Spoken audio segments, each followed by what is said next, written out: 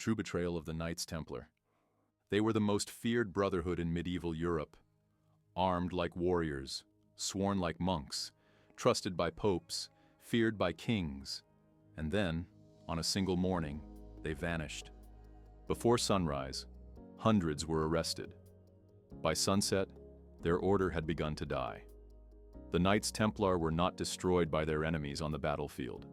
They were destroyed by those they once protected. This is the story of the most calculated betrayal in religious history. And it begins with power, gold, and a king with everything to lose.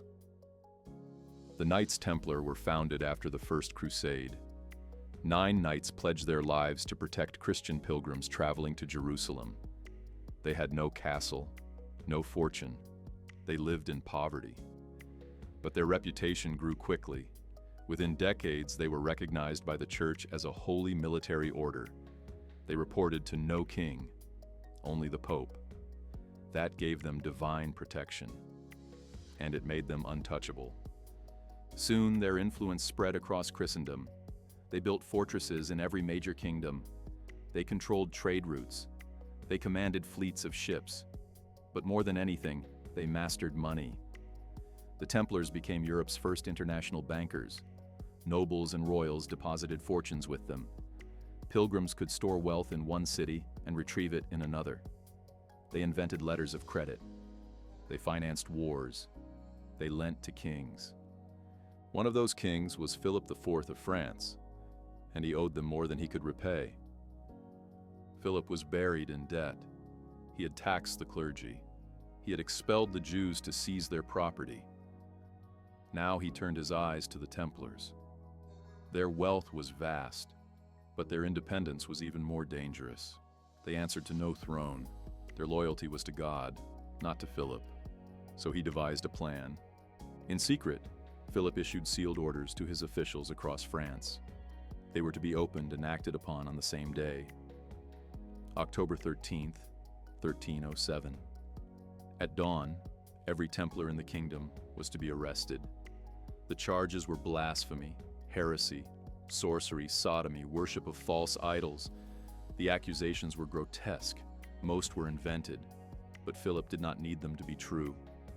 He needed them to be terrifying, and he needed confessions. The torture was relentless. The rack, the whip, the flame. Under agony, many knights confessed to crimes they never committed. They begged for death or recanted their loyalty to the order. Some were maimed, some were starved, some were broken beyond recognition. But not all broke. Jacques de Molay, the last Grand Master of the Templars, held his silence for years. But when the church, pressured by Philip, ordered his execution, he spoke.